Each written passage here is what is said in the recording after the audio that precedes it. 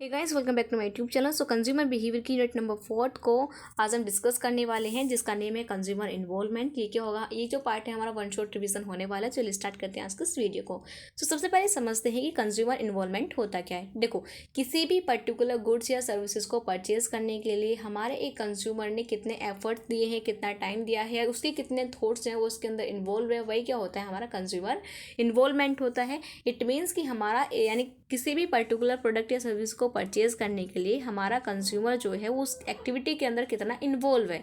ठीक है भाई, उसने सारी जो अगर वो उस चीज़ के अंदर इन्वॉल्व होगा तो वो क्या करेगा, जिस भी प्रोडक्ट को सर्विसेज उसको नीड है वो क्या करेगा, उससे रिलेटेड इन्फॉर्मेशन कलेक्ट करेगा, देन उसको एवेल्यूएट करेगा, उसके बाद परचेजिंग डिसीजन लेगा, देन उसके बाद पोस्ट परचेज करेगा। ठीक है, तो ये सारे जो स्टेप्स है वो भी किसके अंदर आते हैं, हमारे कंज्यूमर इन्वॉल्वमेंट के अंदर आते हैं। ठीक है, तो चलिए देख लेते हैं इसकी डेफिनेशन को। Consumer involvement is how much time, efforts, and thoughts consumer put into a choosing a goods and services. ठीक है, तो यहाँ पे क्या लिखा है कि एक हमारा जो कंज्यूमर होता है वो किसी भी पर्टिकुलर प्रोडक्ट या सर्विसेज को चूज़ करने के लिए कितना टाइम, कितना एफर्ट्स और कितने थॉट्स उसके अंदर पुट कर रहा है, वो भी क्या वही क्या होता है, हमारा कंज्यूमर इन्वॉल्वमेंट होता है। ठीक है, इट मीन्स कि एक हमारा जो कंज्यूमर है वो बिजनेस एक्टिविटी के अंदर कितना इन्वॉल्व है। अगर वो इन्वॉल्व है तो वही क्या होगा, हमारा कंज्यूमर इन्वॉल्वमेंट होगा। नेक्स्ट है हमारा involvement is a customer feeling on inside it make a person think about and explain his और चॉइस। ठीक है, तो कस्टमर क्या कर, जो हमारा कंज्यूमर है वो क्या करता है, जिस भी प्रोडक्ट या सर्विसेज को परचेज करने जा रहा है उसके अंदर खुद से इन्वॉल्व हो जाता है। वो परचेज करने से पहले ये देखता है कि ये जो प्रोडक्ट है वो एक्चुअली मेरी नीड्स एंड वांट को सेटिस्फाई करेगा या नहीं करेगा। ठीक है, उसके बाद जो भी पर्टिकुलर उसका प्रोडक्ट या सर्विसेज है उससे रिलेटेड वो क्या करता है, इन्फॉर्मेशन को गैदर करता है। उसके बाद उस इन्फॉर्मेशन को एनालाइज करता है, एवेल्यूएट करता है, देन उसके बाद अपना परचेजिंग डिसीजन लेता है। ठीक है, तो वही क्या होता है, हमारा कंज्यूमर इन्वॉल्वमेंट होता है कि एक कस्टमर, एक हमारा जो कंज्यूमर है वो किसी भी बिजनेस एक्टिविटी के अंदर कितना इन्वॉल्व है, वही क्या होगा, हमारा कंज्यूमर इन्वॉल्वमेंट होगा। आई होप इसका बेसिक मीनिंग आपको क्लियर है। नेक्स्ट बात करते हैं लेवल ऑफ इन्वॉल्वमेंट की, कि जो हमारा कंज्यूमर है वो कितने लेवल पे किस तरीके से किसी भी बिजनेस एक्टिविटी के अंदर या फिर परचेजिंग डिसीजन के अंदर किस तरीके से वो इन्वॉल्व हो सकता है। तो फर्स्ट है हमारा लो इन्वॉल्वमेंट। सो लो इन्वॉल्वमेंट के अंदर क्या होता है कि हमारा जो कंज्यूमर होता है वो सभी जो हमारी बिजनेस एक्टिविटीज़ होती हैं उनके अंदर बहुत कम इन्वॉल्व होता है। ठीक है, इसके अंदर क्या करता है, वो अपने हैबिचुअल डिसीजन लेता है, जो कि खुद से ही लेता है। हैबिचुअल डिसीजन क्या होता है, जैसे किसी को चाय पीने की आदत है, ठीक है, तो वो क्या करेगा, चाय को परचेज करेगा। उससे परचेज करने से पहले वो ना तो ज़्यादा इन्फॉर्मेशन गैदर करेगा, ना ज़्यादा ही सोचेगा। उसे क्या करना है, उससे सिर्फ अपनी जो उसकी बेसिक नीड है उसको सेटिस्फाई करना है। तो बेसिक नीड से रिलेटेड जितने भी हमारे परचेज डिसीजन आते हैं वो आते हैं हमारे लॉ इन्वॉल्वमेंट के अंदर, जिसके अंदर हमारा जो कंज्यूमर है वो क्या होता है, कम से कम एक्टिविटीज़ के अंदर इन्वॉल्व होता है। ठीक है, फॉर एग्जाम्पल कल मेरा एग्जाम है और मुझे क्या चाहिए, पेन चाहिए। मुझे यानी कि एग्जाम को राइट करने के लिए मुझे क्या चाहिए, अपने पेन चाहिए। तो मैं क्या करूँगी, सिंपली किसी भी रिटेल शॉप पे जाऊंगी और वहाँ से किसी भी रिटेलर से अपना जो पेन है वो परचेज कर लूँगी। ठीक है, वो क्या है, मेरी बेसिक नीड है, वो क्या है, मेरी हैबिट है।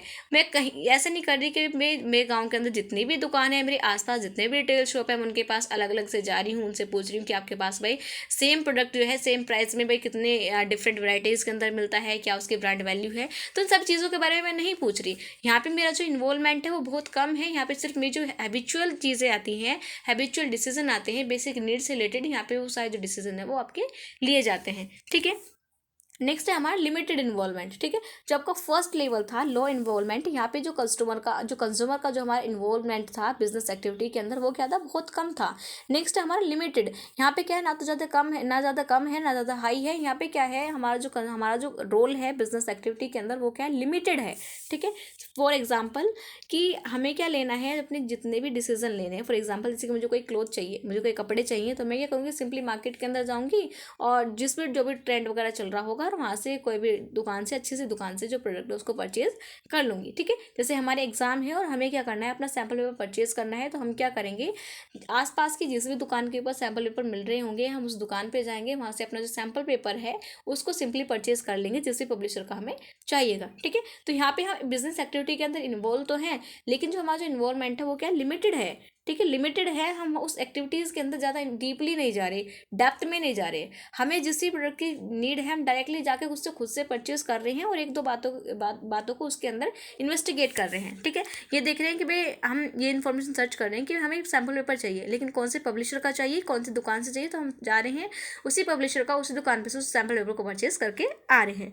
ठीक है, और यहाँ पे क्या होता है, जो हमारे लिटिल बिट इंपॉर्टेंट डिसीजंस होते हैं, जो कम इंपॉर्टेंट डिसीजंस होते हैं, उन्हें हम क्या करते हैं, लिमिटेड इन्वॉल्वमेंट के अंदर लेते हैं। ठीक है, और यहाँ पे जो हम क्या करते हैं, यहाँ पे शॉर्ट टर्म डिसीजन मेकिंग करते हैं। नेक्स्ट आता है हमारा हाई इन्वॉल्वमेंट। ठीक है, high level of involvement. High involvement के अंदर क्या होता है, हमारा जो कंज्यूमर है उसका जो इन्वॉल्वमेंट होता है बिजनेस एक्टिविटी के अंदर, वो क्या होता है, हाई लेवल का होता है। वो क्या करता है, यहाँ पे अपने लॉन्ग टर्म प्लानिंग करता है, लॉन्ग टर्म डिसीजन लेता है। और जब भी हम अपने लॉन्ग टर्म डिसीजन लेते हैं तो उसके अंदर हमारा जो इन्वॉल्वमेंट होता है काफ़ी ज़्यादा होता है। ठीक है, फॉर एग्जांपल कि हमें कोई अपना लग्जरी आइटम बाय करना है, हमें कोई अपनी, मान लेते हैं कि हमें क्या करनी है, अपनी जो फरारी गाड़ी है, जो फरारी कार है, हमें क्या करनी है, उसको परचेज करना है।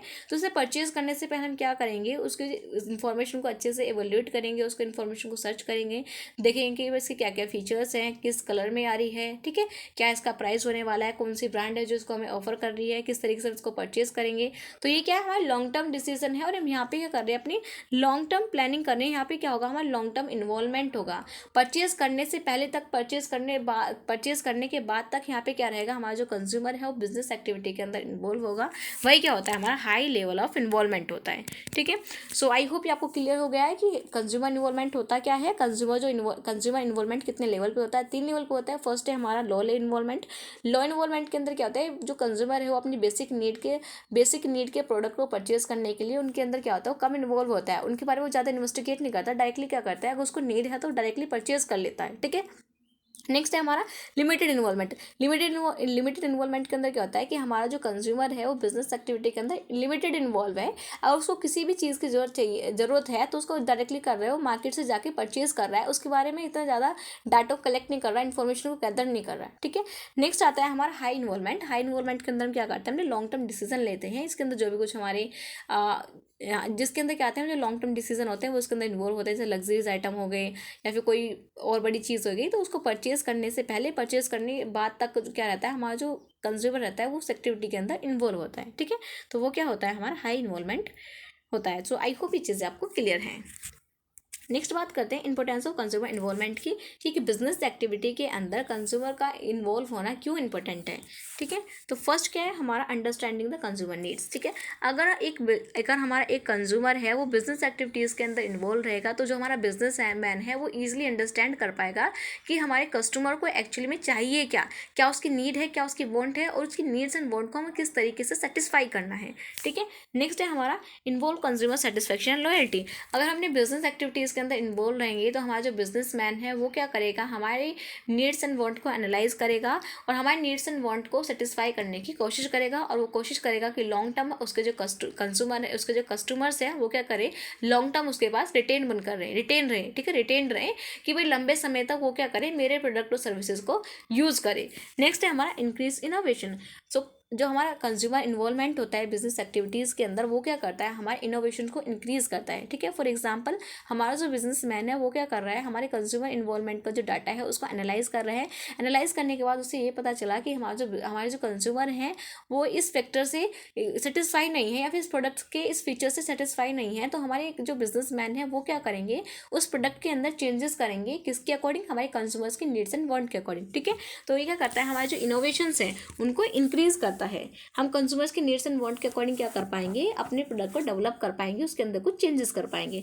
नेक्स्ट है हमारा इंप्रूव ब्रांड रेपुटेशन। ठीक है, सो अगर हमारे बिजनेसमैन है, अगर वो अच्छी क्वालिटी में यानी कि अच्छे प्राइस में अच्छी क्वालिटी का जो प्रोडक्ट अगर वो प्रोवाइड करेगा, तो हमारे जो कंज्यूमर हैं वो क्या करेंगे, बार बार उसी ब्रांड का जो प्रोडक्ट है उसको परचेज करेंगे, यूज़ करेंगे। ठीक है, उसकी खुद से माउथ मार्केटिंग करेंगे, तो उसकी वजह से क्या होगा, हमारी जो बिजनेस की जो ब्रांड है वो क्या होगी, हमारी और ज़्यादा इंप्रूव होगी, उसकी जो गुडविल है और ज़्यादा इंक्रीज होगी। ठीक है, तो वो क्या होता है, इंप्रूव ब्रांड रेपुटेशन, कि हमारे कंज्यूमर के इन्वॉल्वमेंट से, अगर कंज्यूमर हमारी बिजनेस एक्टिविटी के अंदर इन्वॉल्व है तो उनकी वजह से क्या होगा, हमारी जो ब्रांड की रेपुटेशन है वो इंक्रीज होगी। क्यों इंक्रीज होगी, क्योंकि जो कंज्यूमर है उन्हें हमारे जो प्रोडक्ट और सर्विसेज है उनको पसंद आ रहे हैं, और वो खुद से क्या कर रहे हैं, उनको दोबारा परचेज कर रहे हैं, और खुद से उसकी माउथ एडवर्टाइजिंग कर रहे हैं या फिर मार्केटिंग कर रहे हैं। ठीक है, नेक्स्ट क्या है हमारा नेक्स्ट है हमारा reduce risk of product failure. ठीक है, सो एक बिजनेसमैन जितना ज़्यादा अपनी बिजनेस एक्टिविटीज़ के अंदर एक कंज्यूमर को इन्वॉल्व रखेगा उतना ही ज़्यादा उसका जो रिस्क टेकिंग फैक्टर है वो क्या होंगे, उसके मिनिमाइज होंगे। ठीक है, सो अगर हमारी किसी बिजनेस एक्टिविटी के अंदर हम अपने कंज्यूमर या फिर एम्प्लॉयज़ को अगर उसके अंदर इंक्लूड करते हैं तो हमारे कंज्यूमर क्या करेंगे, उससे रिलेटेड जो चीज़ें हैं उसके बारे में बताएं कि भाई आपके इस प्रोडक्ट के अंदर ये कमी है और आपको इस चीज़ को इम्प्रूव करना चाहिए। ठीक है, तो हमारे कंज्यूमर ने क्या करा, हमें फीडबैक दिया कि आपके प्रोडक्ट के अंदर ये इस चीज़ की कमी है, तो हमने क्या कर लिया, अपने कंज्यूमर के फीडबैक के अकॉर्डिंग उसके अंदर चेंजेस कर लिए। ठीक है, तो जिसकी वजह से क्या होगा, अगर हम अपने कंज्यूमर्स को अपनी सभी बिजनेस एक्टिविटीज़ के अंदर इन्वॉल्व करेंगे तो उससे क्या होगा कि हमारा जो मार्केट के अंदर हम क्या करेंगे, लंबे समय तक रह पाएंगे और जो हमारे रिस्क फैक्टर है वो क्या हो जाएंगे, हमारे मिनिमाइज हो जाएंगे। ठीक है, इसलिए आपने देखा होगा कि अगर हम ऑनलाइन कोई प्रोडक्ट परचेज करते हैं तो उसके बाद परचेज करने के बाद जब वो प्रोडक्ट हमारे पास डिलीवर हो जाता है उसके बाद क्या करते हैं, वो हमसे फीडबैक मांगते हैं। ठीक है, और उस जो फीडबैक हमने दिया है उसको क्या करते हैं, वो एनालाइज करते हैं, उस फीडबैक के अकॉर्डिंग ही अपने प्रोडक्ट के अंदर चेंजेस करते हैं, उसको डेवलप करते हैं या फिर रीइनोवेट करते हैं। ठीक है, तो ये क्या है, कुछ हमारे इंपॉर्टेंट फैक्टर्स हैं किसके, हमारे कंज्यूमर इन्वॉल्वमेंट के। फर्स्ट है हमारा better understanding of consumer need, second है हमारा improve consumer satisfaction loyalty, third है हमारा इंक्रीज इनोवेशन, फोर्थ है हमारा increase brand reputation, then last है हमारा reduce risk of product failure. ठीक है, कि कोई आपने क्या करा, मार्केट के अंदर आपने कोई प्रोडक्ट लॉन्च करा और आपने क्या करा, अपनी उस बिजनेस एक्टिविटीज़ के अंदर अपने कंज्यूमर्स को इन्वॉल्व कर लिया, तो उससे क्या होगा, जो कंज्यूमर्स हैं वो आपके प्रोडक्ट को ज़्यादा प्रीफर करेंगे, जिसकी वजह से आपका जो कंज्यूमर है वो मार्केट के अंदर लॉन्ग टर्म टिका रहेगा, जिसकी वजह से आप ज़्यादा से ज़्यादा प्रॉफिट है वो अर्न कर पाएंगे और यहाँ पे आपको जो रिस्क फैक्टर है वो भी क्या हो जाएंगे, आपके मिनिमाइज हो जाएंगे। ठीक है, नेक्स्ट क्या है हमारा, नेक्स्ट है हमारा कंज्यूमर इंटरडिसिप्लिनरी अप्रोच। ठीक है, तो सबसे पहले हम समझते हैं कि इंटरडिसिप्लिनरी अप्रोच का मीनिंग क्या होता है। देखो, इंटरडिसिप्लिनरी का मतलब होता है कि जिस भी सब्जेक्ट की या फिर जिस भी कॉन्सेप्ट की आप स्टडी कर रहे हो वो दूसरे डिसिप्लिन के साथ या दूसरे सब्जेक्ट के साथ कितना रिलेट कर पा रहा है, कितना कोऑर्डिनेट कर पा रहा है, वही क्या होता है, हमारा इंटरडिसिप्लिनरी अप्रोच होता है। ठीक है, सो यहाँ पे आप देखते हैं कि जो हमारे कंज्यूमर बिहेवियर की इंटरडिसिप्लिनरी अप्रोच है इसके अंदर हमारी 3 अप्रोचेज होती हैं। फर्स्ट होती है हमारी साइकोलॉजिकल, सोशोलॉजिकल एंड इकोनॉमिकल। ठीक है, तो हमारे जो साइकोलॉजिकल, सोशल, इकोनॉमिकल फैक्टर्स होते हैं ये क्या करते हैं, हमारे कंज्यूमर के बिहेवियर को इन्फ्लुएंस करते हैं डायरेक्टली और इनडायरेक्टली। ठीक है, ये जो हमारे साइकोलॉजिकल, सोशल, इकोनॉमिकल फैक्टर होते हैं ये हमारी हेल्प करते हैं हमारे कंज्यूमर्स के बिहेवियर को इन्फ्लुएंस करने में। इन्हीं फैक्टर्स के अकॉर्डिंग हमारा जो कंज्यूमर्स है वो क्या करता है, अपने परचेज डिसीजन लेता है। ठीक है, सो यहाँ पे क्या लिखा है, it involve the analysis of psychological, social and economic factor that influence the consumer behaviour including individual preferences, attitude, perception, in motivation as well the culture, social and economic context. ठीक है, तो यानी कि इन्हीं फैक्टर की वजह से, social, psychological and economic factor की वजह से हमारा जो कंज्यूमर है वो अपना बाइंग डिसीजन लेगा और उसी के अकॉर्डिंग किसी प्रोडक्ट या सर्विसेज को क्या करेगा, वो परचेज करेगा। ठीक है, तो ये क्या होते हैं, हमारी कुछ इंटरडिसिप्लिनरी अप्रोच होती है किसी कंज्यूमर बिहेवियर की। नेक्स्ट क्या है हमारा कंज्यूमर सेटिस्फेक्शन। कंज्यूमर सेटिस्फेक्शन क्या होता है हमारा, कंज्यूमर सेटिस्फेक्शन क्या होता है कि भाई हम अपने प्रोडक्ट या सर्विसेज से अपने कस्टमर को किस तरीके से सेटिस्फाई कर रहे हैं, हमारा जो कंज्यूमर है वो फुली सेटिस्फाइड है या नहीं है। ठीक है, तो वही क्या होता है कि हम क्या करें, अपना प्रोडक्ट को, अपनी सर्विसेज को इस तरीके से डिज़ाइन करें कि हमारा जो कंज्यूमर है वो फुल्ली सेटिस्फाइड हो जाए और बार बार हमारे ही प्रोडक्ट को क्या करे, वो प्रीफर करे। तो वही क्या होता है, हमारा कंज्यूमर सेटिस्फेक्शन होता है। तो यहाँ पे क्या लिखा है, consumer satisfaction a business term is means of how product and services supplied by a company and meet to service customer expectation। ठीक है, तो यानी कि कंज्यूमर सेटिस्फेक्शन का मतलब होता है कि कोई भी कंपनी किस तरीके से अपने प्रोडक्ट या सर्विसेज को सेल कर रही है अपने कंज्यूमर्स को और किस तरीके से उसने अपने प्रोडक्ट को डिज़ाइन करा है ताकि जो हमारे कंज्यूमर की एक्सपेक्टेशंस हैं वो क्या हो जाए, उसकी सेटिस्फाइड हो जाए। तो वही क्या होता है, हमारा कंज्यूमर सेटिस्फेक्शन होता है। ठीक है, तो कंज्यूमर सेटिस्फेक्शन क्या है कि हमें क्या करना है, अपने प्रोडक्ट को इस तरीके से डिज़ाइन करना है जिससे हमारे जो कंज्यूमर की नीड्स एंड वांट्स हैं वो क्या हो जाए, फुल्ली सेटिस्फाइड हो जाए और हमारा जो कंज्यूमर है वो सेटिस्फाइड हो जाए। ठीक है, नेक्स्ट क्या है हमारा, a consumer satisfaction is how apply a consumer satisfaction is how happy a customer is with a product और सर्विसेज। कंज्यूमर सेटिस्फेक्शन का मतलब होता है कि एक कस्टमर जो है वो आपके प्रोडक्ट या सर्विसेज से कितना खुश है and both the product performance, आपकी प्रोडक्ट की परफॉर्मेंस से भी, ठीक है, as well as the company delivery, और आपकी कंपनी की डिलीवरी जो आपकी पॉलिसीज़ है उससे भी। ठीक है, अब अगर हम कोई भी प्रोडक्ट ऑनलाइन परचेज करते हैं तो हम कब सेटिस्फाइड होते हैं, जब उन्होंने जो प्रोडक्ट है वो हमें अच्छी क्वालिटी में दिया हो, कम रेट में दिया हो, ठीक है, और जो उसकी डिलीवरी है वो डिलीवरी क्या हो, आपकी फास्ट हो। अगर हमारे उस प्रोडक्ट के अंदर कोई भी कमी है तो हम क्या कर पाएँ, उसको, उस कमी को, तो उसकी जो, अगर कोई हमारे प्रोडक्ट के अंदर कोई भी कमी है तो हम क्या कर पाएँ, वहाँ पे अपना फीडबैक दें, और फीडबैक देने के बाद हमारा जो प्रोडक्ट है वो दोबारा से अच्छी सर्विसेज जनरेट कर पाए। तो अगर आपके प्रोडक्ट की जो सर्विसेज हैं और आपका प्रोडक्ट अच्छा है तो हमारा जो कस्टमर है वो क्या हो जाएगा, सेटिस्फाइड हो जाएगा। नेक्स्ट क्या है हमारा, एक मिनट, नेक्स्ट है हमारा फैक्टर इन्फ्लुएंसिंग कंज्यूमर सेटिस्फेक्शन। अब देखते हैं ऐसे कौन कौन से फैक्टर्स हैं जो हमारे कंज्यूमर सेटिस्फेक्शन को करते हैं, इफेक्ट करते हैं या फिर उसको इन्फ्लुएंस करते हैं। फर्स्ट है हमारा प्रोडक्ट, ठीक है। तो अगर हमारे प्रोडक्ट का जो डिज़ाइन है वो अच्छा होगा, अच्छी तरीके से हमने कंज्यूमर्स की नीड को ध्यान में रखते हुए अपने प्रोडक्ट को डिज़ाइन करा है, तो उसकी वजह से क्या होगा, हमारा जो कंज्यूमर है उस प्रोडक्ट को डायरेक्टली बाय कर लेगा, ठीक है। और अगर प्रोडक्ट का डिज़ाइन अच्छा नहीं होगा तो कंज्यूमर उस प्रोडक्ट को बाय नहीं करेगा। नेक्स्ट हमारा सेल्स एक्टिविटी, कि हमारी जो सेल्स एक्टिविटी है वो कैसी है, हम किस टाइप का जो मैसेज है एडवर्टाइजिंग के थ्रू हम अपने कंज्यूमर्स तक प्रोवाइड कर रहे हैं। और जैसे ही हमने अपने प्रोडक्ट की एडवर्टाइजिंग करी है, एक्चुअली हम उसे अपनी एडवर्टाइजिंग के अकॉर्डिंग वो जो प्रोडक्ट है उसको प्रोवाइड कर रहे हैं या नहीं कर रहे हैं, ठीक है। भाई ऐसा नहीं होना चाहिए कि आपने एडवर्टाइजिंग तो बढ़िया से कर दे लेकिन आपका जो प्रोडक्ट है वो काफ़ी लो क्वालिटी का है, ठीक है। तो अगर आपकी जो प्रोडक्ट की जो एडवर्टाइजिंग है अगर वो हाई क्वालिटी की है, आप उसके अंदर आपने बताया है कि आप इस प्रोडक्ट की ये बेनिफिट है और इसकी जो क्वालिटी है वो आपको ये मिलेगी, इसका जो प्राइस है वो ये रहेगा, तो आपको जो प्रोडक्ट की जो क्वालिटी है वो क्या होनी चाहिए, आपकी एडवर्टाइजिंग की जैसी होनी चाहिए। नेक्स्ट है हमारा, और सेल्स एक्टिविटी के अंदर ही हमें हमारे कंज्यूमर की सेटिस्फेक्शन को किस तरीके से इन्फ्लुएंस करेगा, किस तरीके से इफेक्ट करेगा, कि अगर हमारी सेल्स एक्टिविटी है अगर वो हमारी अच्छी है, ठीक है, अगर सेल्स एक्टिविटी के अकॉर्डिंग हम उनको अपने प्रोडक्ट या सर्विसेज प्रोवाइड कर रहे हैं तो हमारा जो कंज्यूमर है उसकी जो एक्सेप्टेशन है वो क्या होगी, सेटिस्फाइड होंगी, जिसकी वजह से वो मोटिवेट होगा फर्दर उसको रीपर्चेज करने के लिए, ठीक है। नेक्स्ट हमारा आफ्टर सेल्स, यानी कि हमें क्या करनी है, अपने कंज्यूमर्स को हमें सेल्स आफ्टर खरीदने के बाद उसको हम कैसी सर्विसेज प्रोवाइड करते हैं, ये भी क्या करता है, हमारे कंज्यूमर सेटिस्फेक्शन को इन्फ्लुएंस करता है। अगर हमारा जो कंज्यूमर है वो आपका प्रोडक्ट परचेज करने के बाद फुल्ली सेटिस्फाइड है तो वो क्या करेगा, दोबारा से रीपर्चेज करेगा। अगर वो डिससेटिस्फाइड है, उसका जो फीडबैक है वो नेगेटिव है, तो दोबारा उस प्रोडक्ट को परचेज नहीं करेगा। नेक्स्ट है हमारा कल्चर। तो हमारी जो कंपनी के कल्चर होते हैं वो भी क्या करते हैं, कंज्यूमर सेटिस्फेक्शन को इन्फ्लुएंस करते हैं। कि भाई अगर हमारे जो कंज्यूमर, अगर हमारी कंपनी के, हमारी फर्म के वैल्यूज़ एंड बिलीव्स क्या हैं, हमारे एम्प्लॉयज़ की वैल्यूज़ एंड बिलीव्स को सेटिस्फाई कर रहे हैं, तो तभी क्या करेगा, एक जो कंज्यूमर है वो उसको दोबारा से रीपर्चेज करेगा या फिर फर्दर रीपर्चेज करने की सोचेगा, या फिर वो उस प्रोडक्ट को आगे और जाके अपने दोस्तों को सजेस्ट करेगा, ठीक है। सजेस्ट तभी करेगा जब उस आपकी फर्म का या फिर आपके प्रोडक्ट के जो बिलीव्स या वैल्यू हैं वो हमारे कस्टमर के बिलीव्स या वैल्यू से मैच करेंगे, ठीक है। और आपका जो प्रोडक्ट है वो इस तरीके का होना चाहिए, इस क्वालिटी का होना चाहिए कि हमारे जो कंज्यूमर की नीड्स एंड वांट है वो क्या हो जाए, फुल्ली सेटिस्फाइड हो जाए, ठीक है। तो ये क्या होता है, कुछ हमारे फैक्टर्स होते हैं जो क्या करते हैं, हमारे कंज्यूमर सेटिस्फेक्शन को इन्फ्लुएंस करते हैं।